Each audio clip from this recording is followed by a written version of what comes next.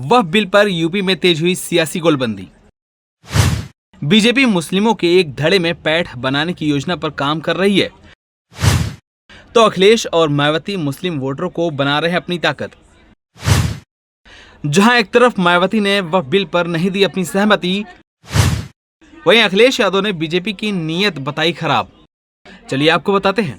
वक्फ कानून पर छिड़ी बहस के बहाने यूपी में भी सियासी गोलबंदी तेज हो गई है। सत्तारूढ़ भाजपा ध्रुवीकरण के साथ ही मुस्लिमों के एक धड़े में पैठ के लिए मौका तैयार करने में जुट गई है। वहीं अल्पसंख्यकों के वोटों की लामबंदी के लिए सभी विपक्षी दलों ने अपने तेवर तीखे कर दिए हैं।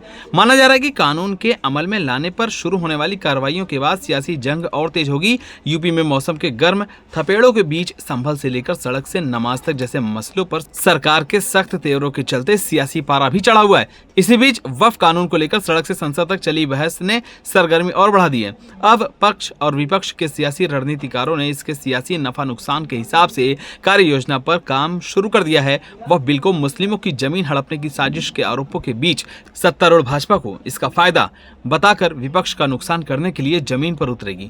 ट्रिपल तलाक, पसमंदा मुस्लिमों की तरफदारी जैसे कदमों के जरिए पार्टी पहले ही मुस्लिमों में उपस्थिति दर्ज कराने का प्रयास कर चुकी है।